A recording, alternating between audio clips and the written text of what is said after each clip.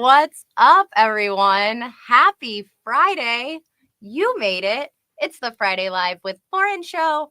I am Lauren, your host. I'm so happy you are here today. It is the last Friday in April, people. Oh my goodness. May 1st is next week. If you're not here, if you're trying to crush quota, get some deals done, I feel you. I hope you catch the replay over the weekend. Because this is an episode that if you are in sales, if you are in software, SaaS, if you have ever been an SDR, lead an SDR team, this is an episode you're going to want to check out. You guys know the deal. I'm always going to ask you, do me a favor, share the show. Did LinkedIn tell you we were live? Were they kind to us today? I don't know. I don't even have that tab open right now. But share the show. Let your friends know we're here. And while I bring our special guest out, do me the honor of telling me in the comments where you are joining us from today. I am in beautiful, sunny South Florida. We'll talk about that in a little bit. But where are you joining from today? Let me know. And while you're doing that, let me get our special guest out here, Mr. Corey Jordon. What's up? Hey, happy Friday, Lauren. What's happening? Happy Friday. I'm so stoked we got you on today and that this all worked out. This I is know, going to be me too. a great show. All right. So as we get started, I just like to let people know, ask your questions in the chat. This is meant to be informative. We want to help you. So if you have questions throughout the show, ask away. We already got somebody commenting. Oh, my mother is here. My biggest fan. Thanks, Mom. She's at the beach today. Hey, Ellen. I know. Nobody go hit her up. She was a badass at her job, but she is retired. So that's the one thing. She joined LinkedIn to support me. Please don't go try to poach her. Any recruiters in my network, she will turn you down and you will be wasting your time. Monica's in the house. It is rainy in Houston, Texas. Corey, where are you today? I'm in Jersey.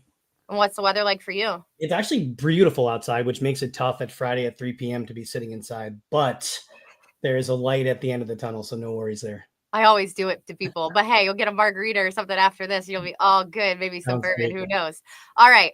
While we're getting started, while people are joining, I know a lot about Corey, but tell the people who are in my network who maybe don't know Corey, who haven't heard of you before, who are you? Talk to us about your background. Tell us something funny.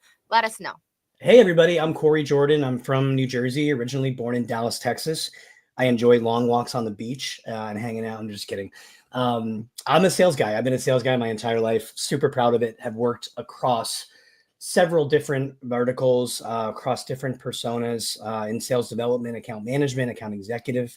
And now I work with go-to-market, Series A, Series B, Series C companies that are looking to achieve product market fit and go to IPO. So super pumped for the people that I get to work alongside. Hopefully some people from my team have taken some time out of their busy day to come join us today. So just pumped to be here. Will Mushlitz, what's up from Portland, Oregon? That's Will's on my team. Thanks for joining us today, Will. Just really excited to dive in some stuff. Hopefully I'm able to deliver some value to everybody here. A couple fun facts about me. I'm a huge New York sports fan. Go Knicks, go Giants. NFL draft is currently happening. Knicks are hoping to make it to the championship, so we'll see what happens. Fingers crossed. I love this. I love anybody who's super into sports. Sports are just so fun. You got to have that competition gene in you if you're in sales, whether it's sports or whatever. You got to be competitive. So I'm stoked to have you today. We have so many topics, and then we have a really, really fun like this or that. Would you rather at the end? So everyone, I'm going to give you a quick overview of the topics. So you kind of see what's happening, where we're going. Quickly, we are going to talk about what is an SDR, hiring SDRs, what that looks like.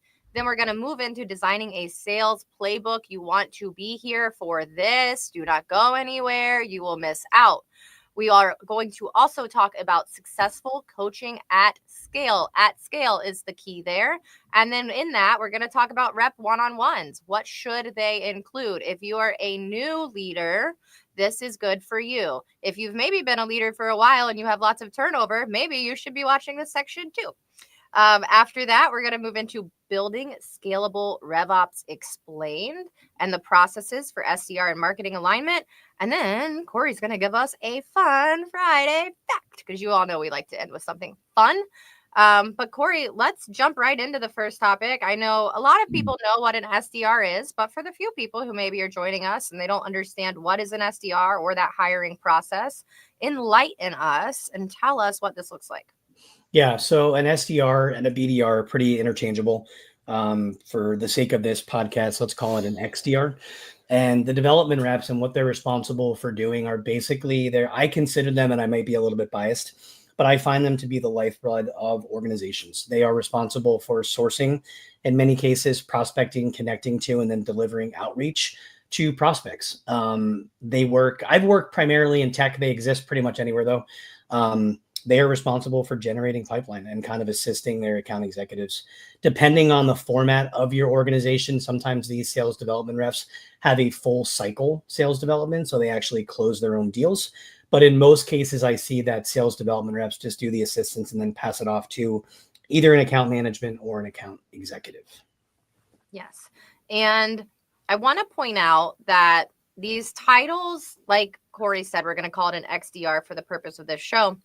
These titles are a little bit interchangeable, and different companies have different titles for these roles. I was on a demo last week. Well, I thought I was on a demo because I had a call scheduled with an AE, and the AE was an SDR who was doing the intro qualifying call, but that company called that person an account executive, if that makes sense. I was passed off for the demo. I never chatted with that person again, but there are different terms for this. So I just want people to know it's not like one company set the standard. All these software companies have a little bit of a different term. If you see something that says BDR, but it sounds like an AE and your closing deal, like it can be a little fluid in this. I just like to point that out because sometimes people think it's like a very black and white title. And I've just learned over time, it's really not.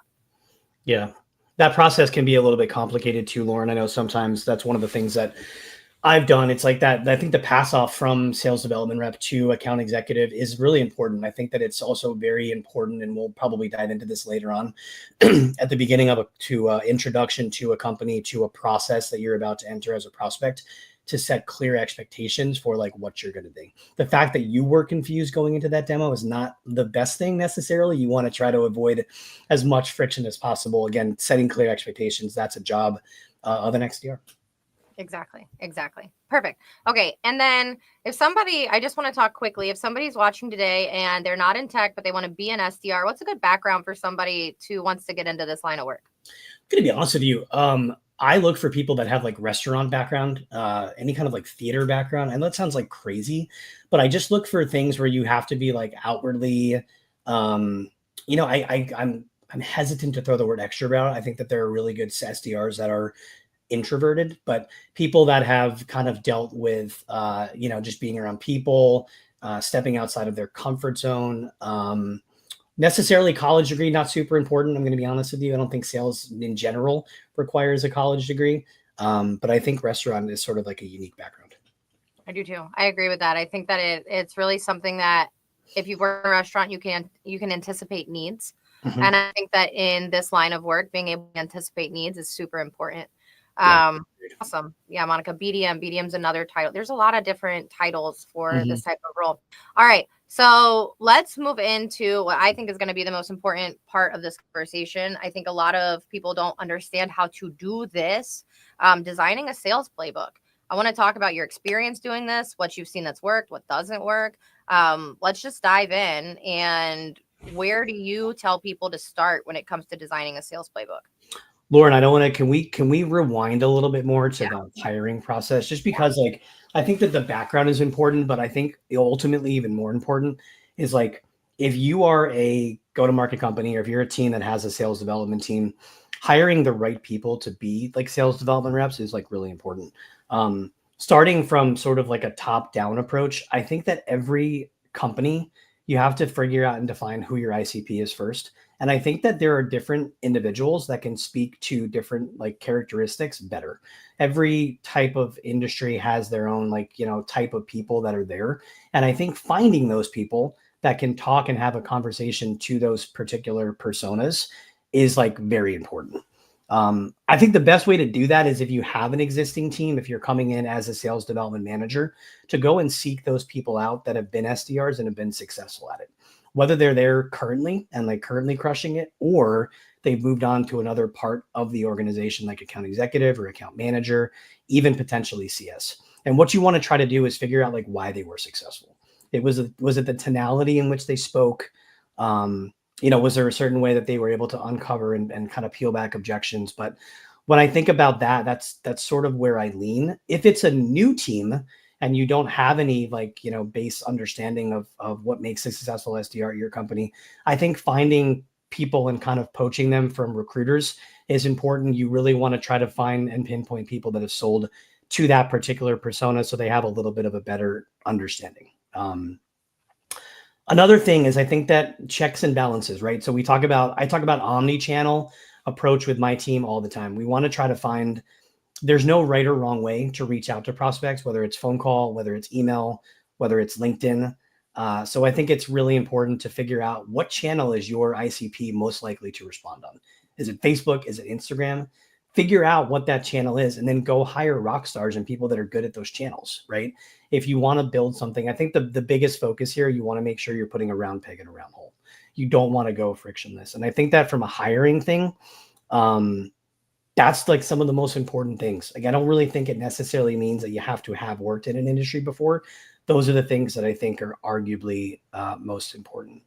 I'm curious to hear from the people that are in here. One of the biggest things that I kind of like put a lot of stock into when I am hiring for a job, when I put a job posting on LinkedIn, I love people that go outside of the box. Lauren, as a recruiter, I'm sure you can appreciate this. People that like don't just hit the easy apply button and wait for someone to call them back, only to complain a couple of days later, like, hey, I haven't heard back from this job yet, right? It's a pretty saturated way to do things. I love people that are creative.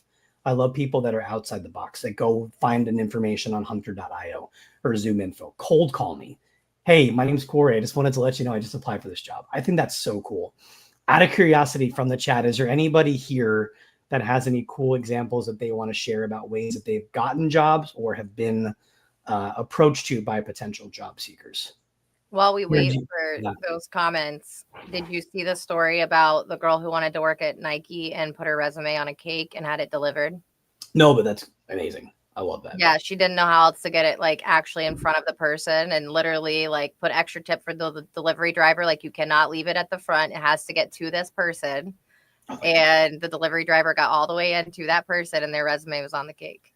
That's so great. I mean, I love that. I have a current teammate who did something very similarly. We were hiring for an SDR position. This person had actually saw me comment and engage on a potential job that she was looking for, saw me engage with this person and use me to introduce her to this job poster. And I was like so blown away by the creativity and kind of using your network and leveraging that in an appropriate way that I did share the information, but we ended up hiring her.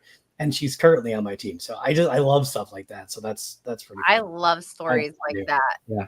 In recruiting, I was out, and it's like in sales, you're always on, right? You can't turn it off if it's like what you really are passionate about. Right. And I'm out, it's happy hour. I see this team down the way, right? And they all have their company shirts on.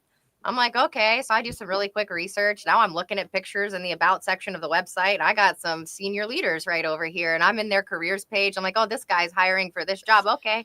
And the wheels are turning in my head. So I put everything together really quickly, and I'm like, okay, I got like 6 candidates. I could probably pitch them. I'm like, oh, whatever. Let's go walk down the bar and try to see what happens. And I walk down the bar from a little research based on the logo on the shirt, right? Like, you can figure out anything if you really want to, but you have to actually want it. And I feel like, and I want to talk about this because we're talking about hiring, and then we do have to move on because we got so many topics. Sure. But I talk to a lot of job seekers, and maybe not as many SDRs right now because I'm not doing as much software recruiting, but I talk to a lot of job seekers, and I hear you on going the extra mile, especially in sales, because you got to show you can do what you're getting hired to do. Right. But I talk to a lot of job seekers, and they're like, Lauren, I'm so tired. I've been on the job search for 6 months. I'm exhausted. Like, yes, I'm going to go above and beyond. But at some point, I do think that we have to look at job seekers and understand the struggle that they've been in as well. I'm not trying to say don't be creative and don't go out of the box. I coach all the job seekers I work with to we use Zoom info. We find hiring managers. We find phone numbers. We reach out. We send videos. If video is the thing, right? Like, whatever that thing is. But I also think if there's any hiring managers watching today, we do need to understand what position a lot of job seekers have been in for a really long time. Yeah, I agree with that. All right. We got Winnipeg, Canada in the house. Gregory. Acupuncture. I've never had acupuncture. How was that, Gregory? I don't know how I feel about that. Jessica says that Corey knows. Yeah, that was the story I just told. I told Okay. Jessica's story. Yeah. Okay, there we go. That makes more sense. I'm like, Jessica, what are you talking about? That was your story. Okay. All right. Okay, we do have to get into designing a sales playbook. Let's move into this topic. Really how to do it successfully and where to begin if you're starting from scratch, right? Because sometimes people walk in and they're starting from scratch, or they walk into something that's royally effed up and they have to fix it. Yeah. So let's talk about both scenarios. Well, which one do you want to start with? I mean, Let's I think talk about starting from scratch first. Okay. Yeah. So first of all, you want to figure out where you want to host this thing, right? And I think most people go to whatever your preferred organization, whether it's like Google OneDrive or Google Drive, right? Figuring out where it's going to live.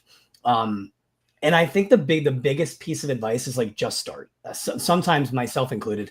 I think we tend to have this idea, maybe like we're a bit of a perfectionist, where we need to create this perfect product, right? I can't deliver this playbook until it's completely finished. Well, guess what, Lauren? It's never going to be finished. You are never going to get it to a point where a sales playbook is completely finished, because it's like owning a house. By the time you think you're finished, something breaks and you have to fix that thing, right? Especially in these go-to-market startup types of organization, like understanding that, if I write a bunch of email templates, if I put together like a sales vernacular for cold call scripts, that like as I learn and understand my market, understand what's working from close one deals, like I might go back and hate that. I do this very frequently where I'll write an email template, be super fired up about it, share it with my team, and they'll be like, hey, Corey, I'm going to be honest, I don't really love the language here. Can we change this? And sometimes I like something in the morning and don't like it in the afternoon. So it's pretty interesting to do that. But I think just getting started, obviously you want to start with some kind of outline. I think the things that you need to understand is you need to define who your personas are, map that out, figure out what 15 or 20 relevant job titles are going to be like the people that you reach out to, and then kind of like map who they are. I mean, you get super granular with it. You can start to understand things like where they went to college, what kind of degrees did they have, what did they do early career, where are they located, what do they talk about, how do you talk to them, and then start to define the things that matter to them in their day-to-day activities. I think it's important to start here, because once you kind of figure that out, everything else from like an outreach standpoint starts to fall into place. If I understand like who I'm talking to, what they care about, things that move the needle, what their day-to-day looks like, I can then start to craft scripts and emails, voice notes, LinkedIn templates that'll kind of match and speak to them directly. And we can be very specific about the type of outreach that we do. Yeah. Being specific is important. I think that's the other issue. A lot of people, it's so generalized, and it's just, again, I feel like at some point people got lazy, right? And it just became this blanket approach. And what you're saying is the opposite of that. I think it's really important that people have that extra oomph. I don't know the word I'm trying to say. I want to point out really quick, Philip showed up, a little love for you. He said, Corey is such a cool professional dude, and I'm glad to see him do his thing. Philip, you can watch the replay. Yeah, Philip is great. I worked with Philip a very, very, very long time ago. Good to see you, Phil. Hope you're still here, buddy. Yeah, watch the replay. It's on YouTube, and you can catch it on LinkedIn later. And Gregory, thank you for always saying hi to everybody. StreamYard doesn't always show me the comments. I didn't even know Chris Jarvis was here. So thanks for that, Gregory. Always boosting the network. Gregory says he went into it scared, but it's all right with the acupuncture needles they use don't hurt. Okay. All right. Maybe I'll try it one day. There you go. Maybe if I ever have to design a sales playbook, we'll do some acupuncture first. What you think about that, Corey? Yeah, I could. Sure. I'm actually terrified of acupuncture. I'm going to be honest with you. Are you really? Yeah. For me, I don't want people sticking things. I'm good. I'm good. Don't sign me up for acupuncture. That's how I feel about like bungee jumping. I'm good.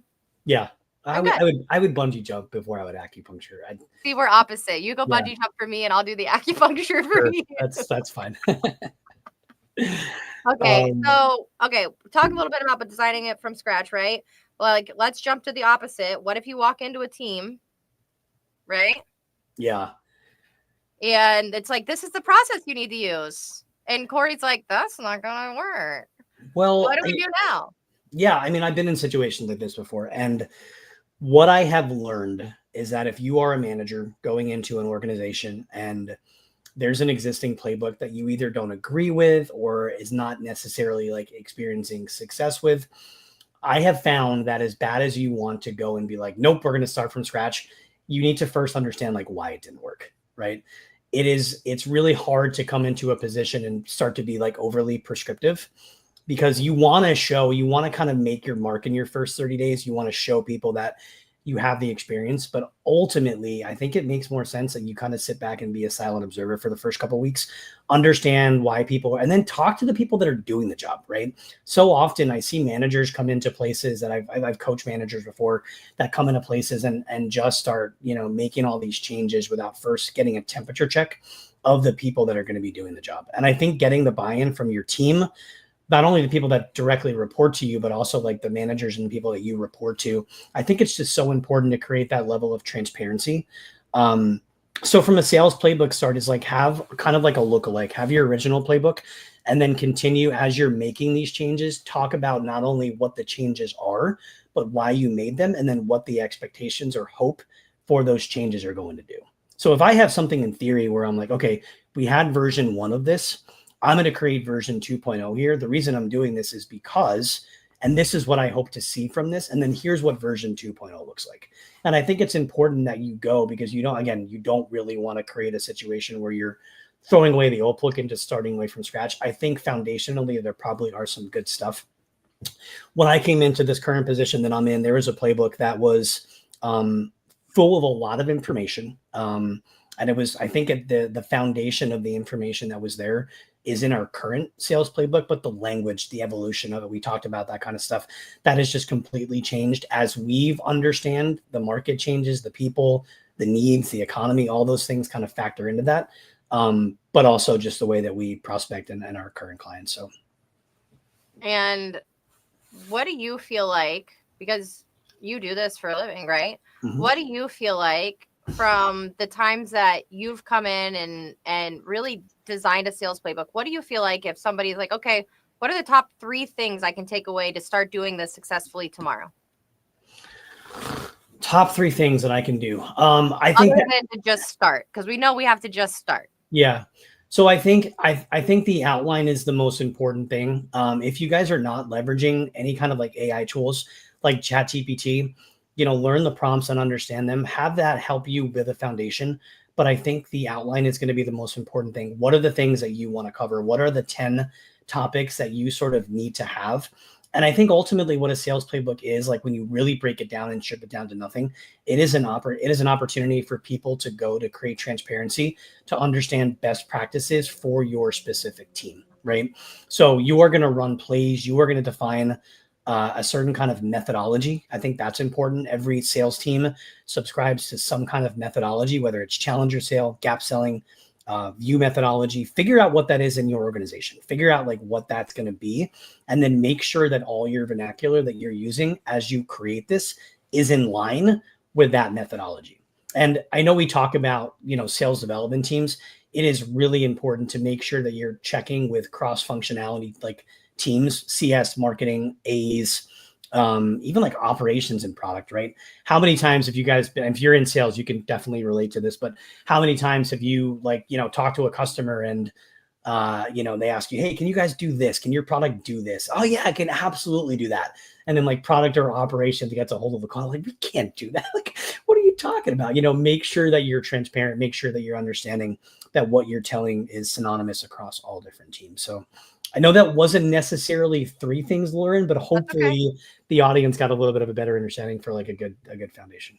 I think it's a good actionable takeaway, even if it's not 3. I think that's good. And the other thing I want to say, I think it's important as your sales playbooks grow and evolve, and we do make these changes, there's ways, and different programs have different ways to do this, but there's ways to leave notes and comments as to why things are changing. And I do think that's important, and I'm going to bring it up. I feel like sometimes it's uncomfortable, but we live in a world where nobody's job is secure, and you don't know where you're going to be tomorrow, and you don't know what's happening. And if you are really invested in setting your team up for success, if that means maybe you get promoted and you're on another team and now somebody else is coming in, you leaving notes and explanations as to why things changed helps that person who comes in to replace you and know why you did what you did. I've had a number of times where I've walked into a role. I was in sales before recruiting, where I walked into a role, and like you said, you normally need to be silent for 30 days. You need to observe and you need to understand. But if you can walk into something where somebody, and this happened to me once, the person was promoted, they'd left beautiful notes for the team, beautiful, and I was brought in from an outside company, but I walked in and I didn't have to spend 30 days watching, because I spent a week reading all of the notes and understanding the processes, talking to the team. But the notes were so detailed as to why they changed, what didn't work, what actually improved.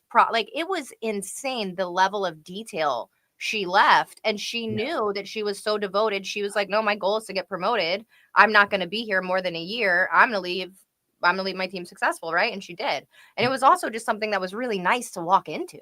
Yeah, where did they leave that? Like, where did that live? Where did your playbook in this scenario live?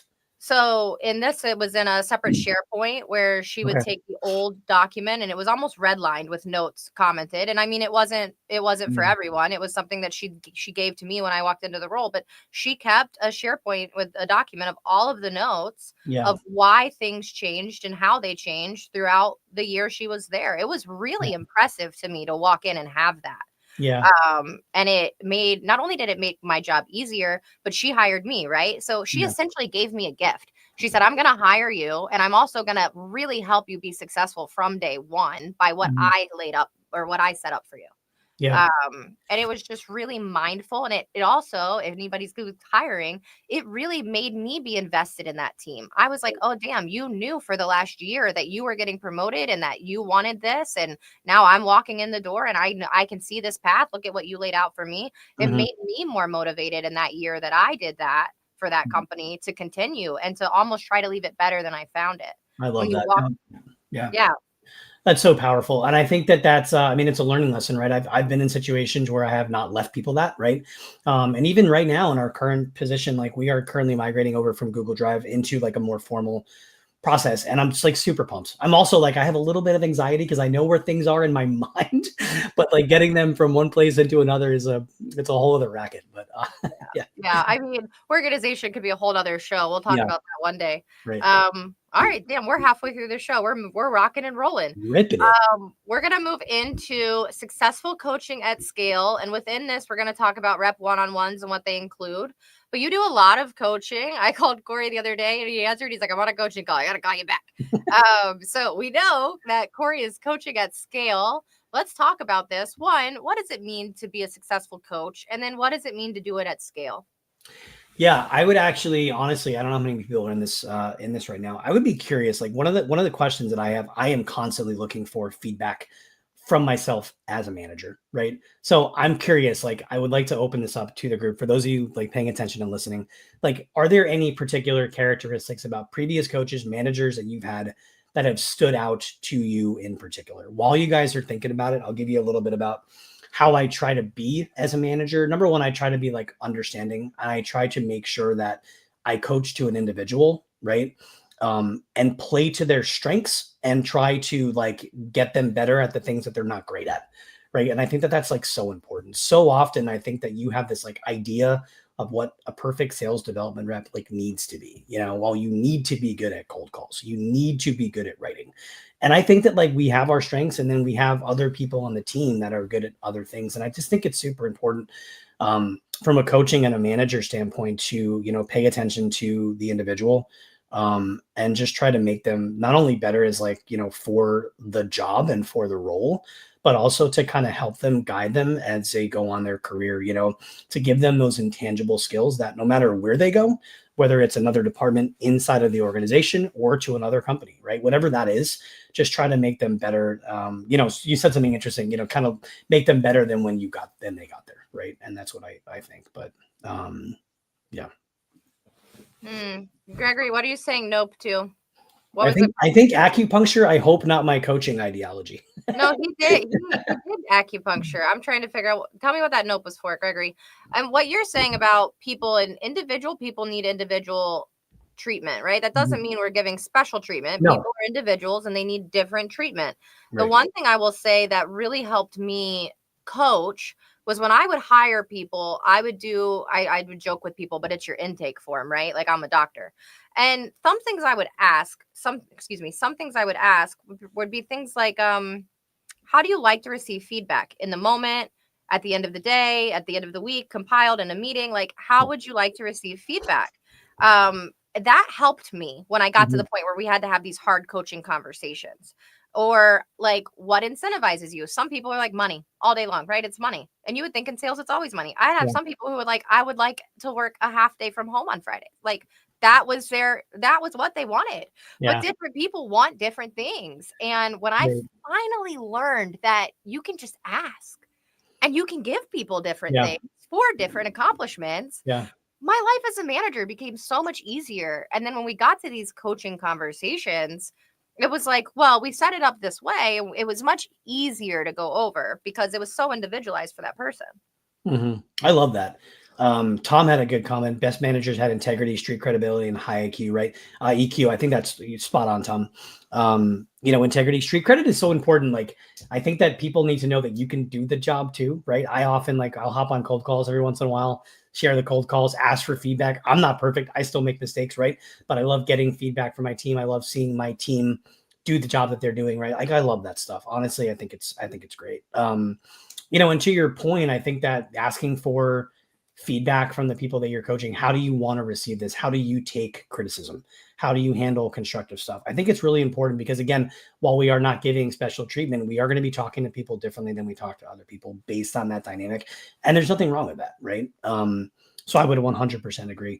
Another thing that I find very interesting, and I talk quite often about this with people, working in a remote world where you have a remote team versus being in an office, it is it's night and day. I am pretty blessed to have grown up, obviously working in bullpens and, being around people that were much better at sales than I was. And I accredit them being better at sales for me getting better at sales.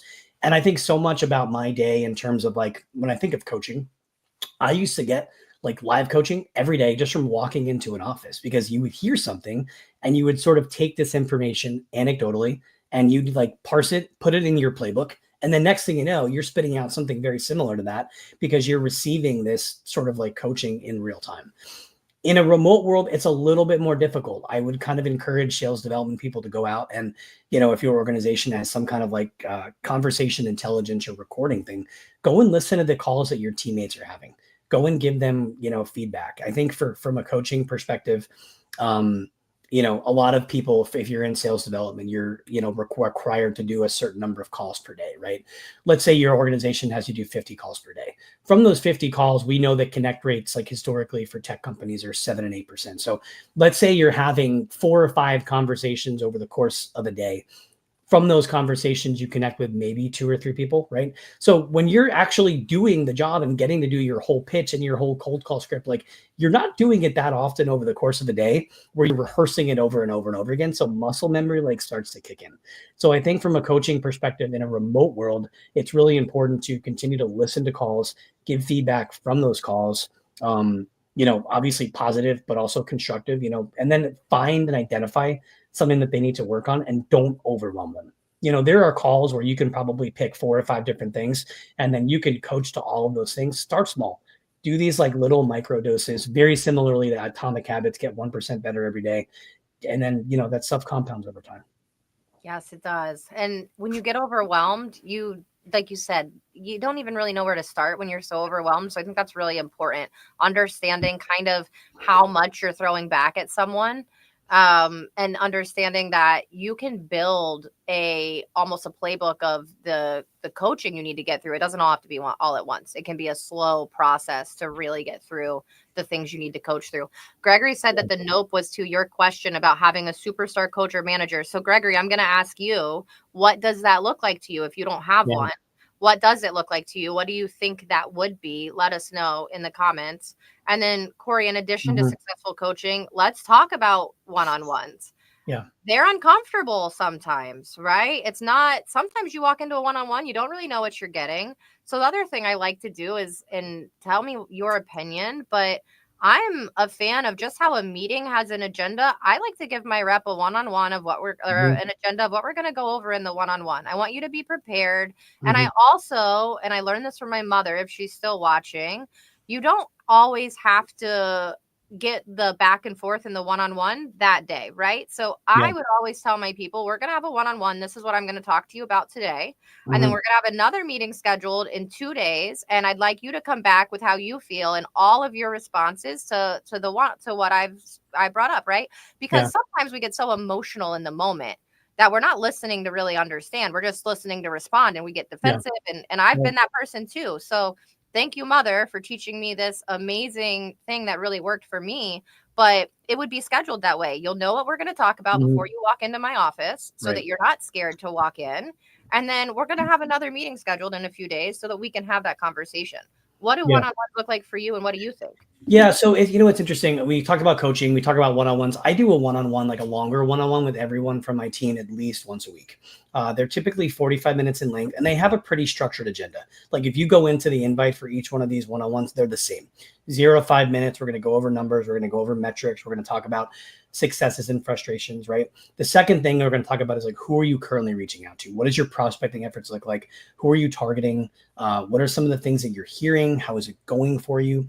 Then we typically get into that coaching portion where we'll listen to a couple calls. We'll go off some notes about like, hey, last time we had talked about this. I noticed you improved in this regard. Here's some additional feedback for you. Let's work on this for next time. And then I like to reserve the last like 3 or 4 minutes to kind of keep it lighthearted.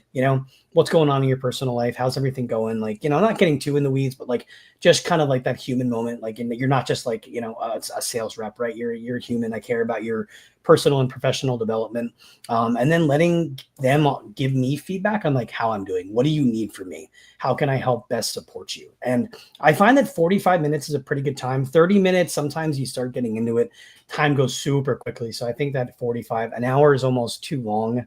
I think 45 is that sweet spot. But they're just realizing that this is their time, right? And whatever that time they need it to be flexible and adaptable for what that's going to be. Give them the respect that they've earned. In your one-on-ones, how much do you think you're coaching versus how much do you think you're allowing your reps to ask questions and ask for like specific feedback? I like to think that it's pretty 50-50. But as you can tell from the 38 minutes we've been on this call, I have a tendency to ramble. So maybe we can adjust it to like 60-40. No, I love when reps give me feedback. If I don't know if my team is still here, but if I can get some validation and either thumbs up or yes or no here, I think it's really important. I think it's important to continually seek feedback. I seek feedback from my managers, like on how I'm doing. As a manager, I think it's really important. It's funny. I'm astrologically, I'm a Cancer, and I think we have a tendency to take a lot of things personally, which is not honestly the best quality of managers, right? You don't want to. You want to have kind of like thicker skin, but I think it is important to constantly seek feedback and find ways that you can level yourself up. Yeah, I'm a Cancer too. When's your birthday? July 5th. Oh, I'm the 13th. Oh, cool. My sister is the 7th. She's 7/7/77. Wow. Crazy. There you go. 5th is a good birthday. The day after 4th of July, you get like fireworks for your birthday every year. Yeah, so I'm going to be 40 this year, so that's something. Here you go. We'll give you a thumbs up. Will validating you. Love it. Thank you, Will. Bella too. There we go. Yes. Okay. Gregory responded. He says, at this moment of my life and career, a manager or coach to see me as me. Don't change my uniqueness of being a neurodivergent person. Don't try to put a square peg in a round hole. Exactly what Corey was talking about. Yep. Give me positive comments rather than being an anchor trying to weigh me down. You will automatically kill my mental health. Gregory, has any manager ever talked to you about how you like to receive feedback? Is that a conversation anybody's ever had with you? I would like to know, because I don't think it's super common.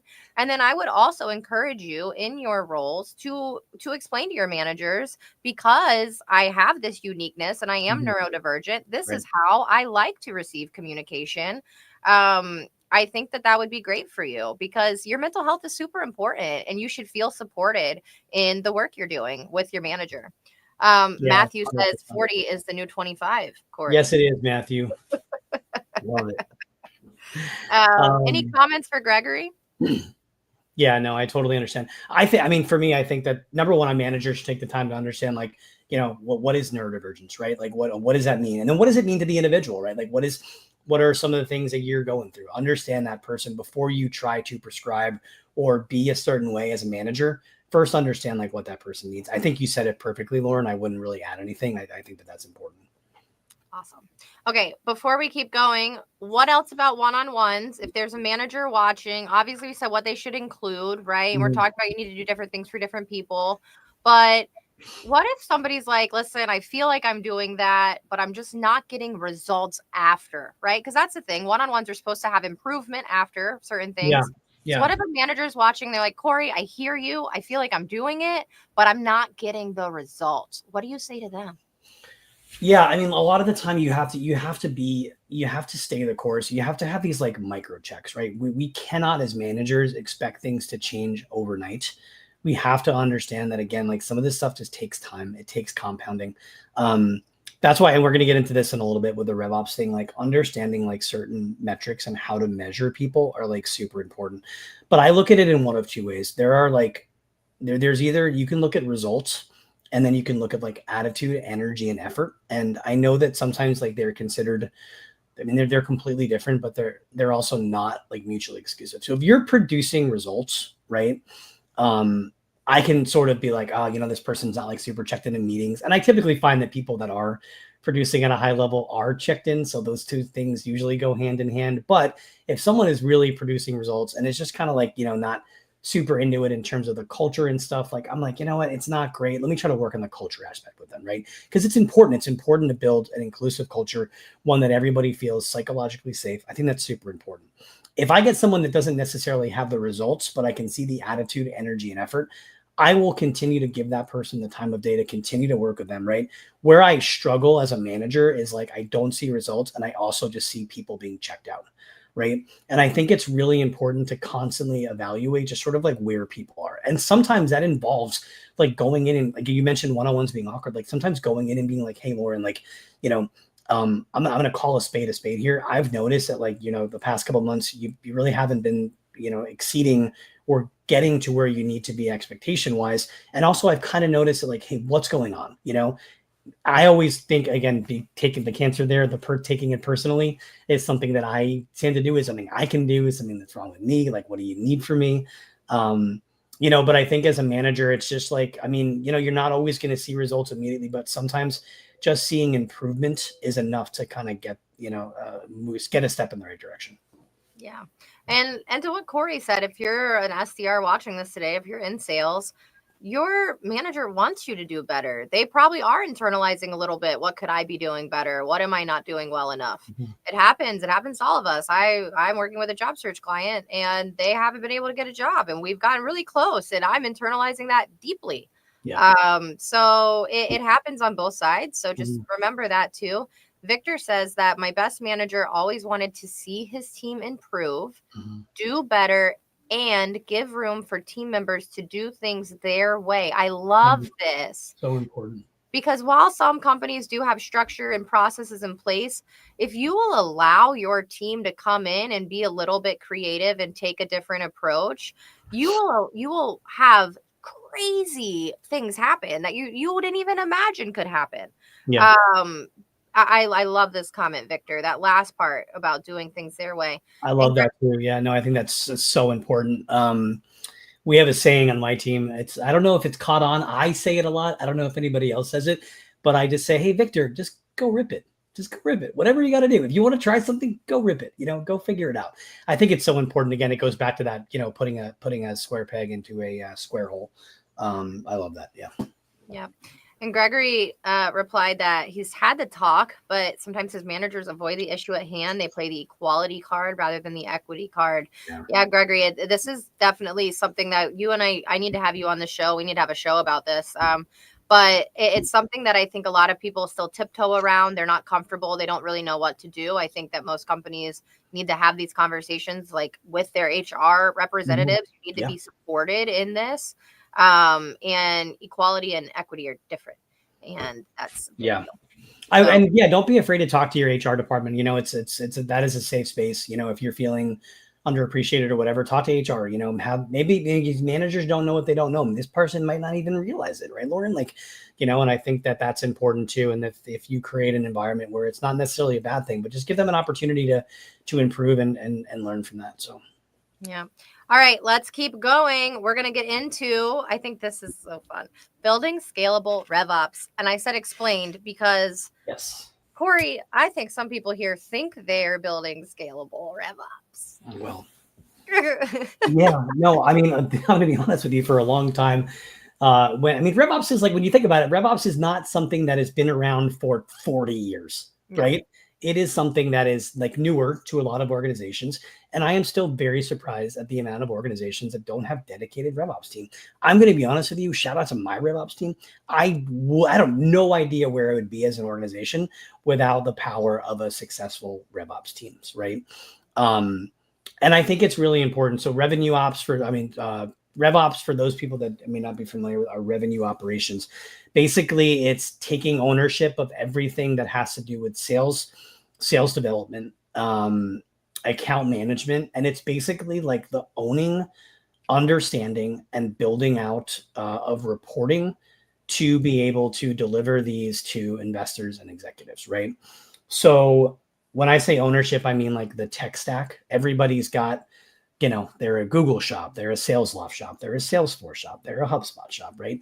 And inside of all these connected techs that we use, there are integrations, and these things talk to one another, and they basically result in this dashboard, hopefully, right, or report, where you can see the information and kind of figure out, like, from a bottom line number. And basically everything that goes into that process is a revenue operations thing. And I think it's like super important that teams invest in this particular department if you're going to grow, especially if you're a company that's a little bit later in the stages of funding. If you're a Series B, Series C, Series D, or planning for an IPO, getting everything organized and having a RevOps team is incredibly important.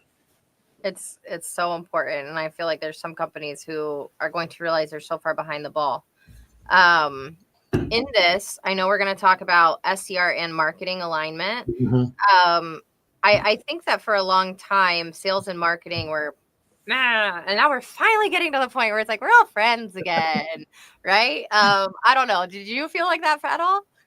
I think that, I think that I have never, I'm going to be honest with you, like, I understand that relationship existed between sales and marketing, but I mean, listen, marketing is, they do so, when you think about, depending on how your sales development team is run, right? So there's a lot of people that have 100% outbound, where the SDRs are responsible for sourcing everything, right? And then you have some teams where, you have 50-50 split, where marketing is driving inbound, and that's great, right? I think when you look at that relationship, you first need to understand and be like, what can I expect from my marketing team? Like, what are their KPIs? What are their goals? What are their metrics? But marketing, I mean, and for the instance of this team that I'm working with currently, like, there's so many different avenues and channels that they're willing to explore. And it makes my team's job easier if we're getting these marketing qualified leads or this information, because as a sales development rep and sales development manager, I think understanding where my leads are coming from is just a huge part of, like, being successful, right? And I don't think the relationship, I think it should be complementary. I almost think that sales and marketing should almost fall under the same umbrella from, like, a sales development standpoint, because there's so many things that sales development people do that kind of spills over into marketing, and vice versa. And when the two teams aren't aligned, it's really like you have one car with wheels spinning opposite directions, right? Like, the two tires on the right are going forward and the two tires on the left are going backwards. And are we supposed to be reversing into the parking spot or pulling into the one in front of us? And I feel like that's what it feels like when you don't know what's going on with the two teams. And I've worked for a lot of companies where internally there's this division, and it just doesn't make sense. At the end of the day, we want to make money. Right. Yeah, I think, this goes back to a little bit what we were talking about earlier with, like, sales playbook. I think that Where I start to see sales development and marketing teams have that sort of friction is when things are not properly understood, right? They might give us a lead or something where they're like, hey, we gave you these 50 leads. Like, what did you do with them, right? Like, well, I'm not sure. What was the expectation? What were you expecting? Did we have that conversation? Did we talk about who these people are that you're giving us, why we got them? Like, and I think that when you go back to a sales playbook, these are things that should live in a sales playbook. Yeah, they really should. So, Roger said exactly to a certain extent, but if that was to change, transparency and a reason why is very helpful. God, I wish the comments came in quicker. Sometimes I can't remember what they're with. I'm sorry, Roger. It's okay.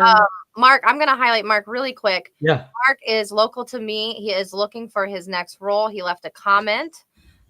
He is in South Florida. He worked on a contact center software, other similar technology for the manufacturer side. Reach out to Mark if you are looking. Mark, if you see anybody in here, I'm sure anybody watching would be happy to refer you if any of their companies are looking for something you got going on. So, but y'all, put out what you're looking for. People don't know what you're looking for. Do what Mark is doing right now. Okay. Post on LinkedIn that you're looking for a job. Yeah, I'm gonna have a chat with my team for not doing a shameless plug on Tracer Technologies. Right? Put it in there, y'all. What do you think we're here for? You want to be watching? Drop the website. Drop something. You gotta shoot. We have a demo. Come on, drop it in the comments. Let us know right now. 100%. Okay, so sales and marketing finally coming back together. What do you think in this terms of processes? Who do you think should ultimately own the process of like the KPIs for the SDR? Does it really fall under marketing? No. So it's two completely different metrics, right? So marketing teams are responsible for producing MQLs, marketing qualified leads. What is that number? What we're responsible for is having an understanding of, from these marketing qualified leads, how many demos are we expected to book? But I think in terms of sales development metrics, this is sort of a hot topic in and of itself, right? You start with your production, your revenue generating activity metrics. It's like the bane. If you're a sales development people, this is like the bane of your existence, right? How many calls do I need to make today? How many emails? How many text messages do I have to send?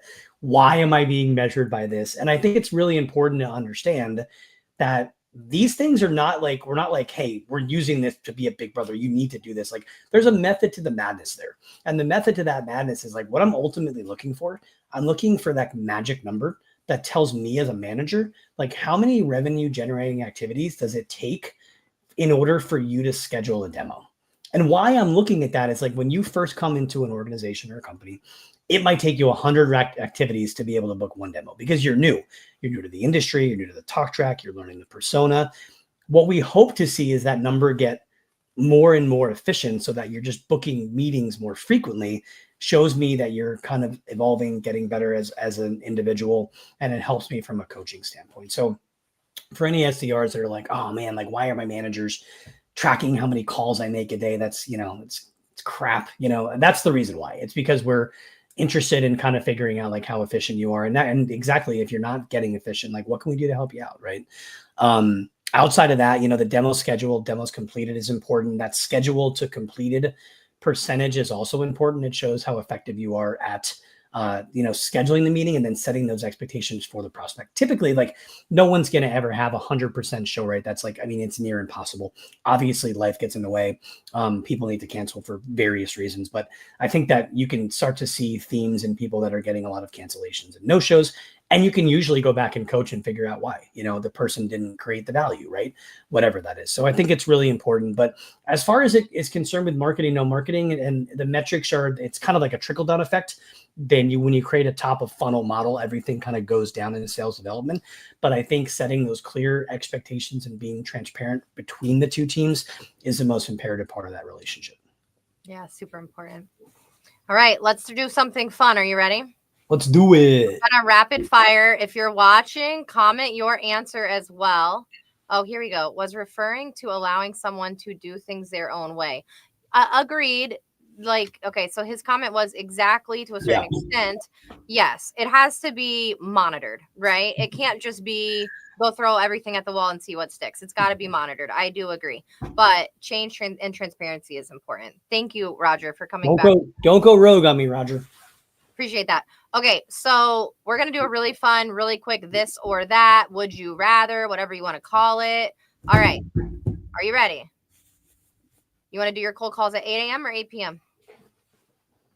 Oh, if it had to be one or the other. 8 a.m. 8 a.m. I'm asleep by 8 p.m. most nights. Okay, 8 a.m. You see, I am the opposite. I like 8 a.m. I'm like, kid drop off. I'm busy. Don't call me at 8 a.m. But by 8 p.m., I'm like sitting on the couch watching a show. Like, I'd probably answer a cold call at 8 p.m. I just would hate to be, I wouldn't want to be disturbed at 8 p.m. I'd be like, oh, you know, and this is why people are so different. Right? I mean, at 8 a.m. I've been up for 3 hours. You know, I've gone to the gym. I've came home. I've eaten breakfast. I've watched Sports Center. Like, I'm ready to rip it. Let's, you know. Yeah, I'm like right in the middle of school drop off. Okay, everybody's agreeing with you. 8 a.m., 8 a.m., 8 a.m. All right, y'all win.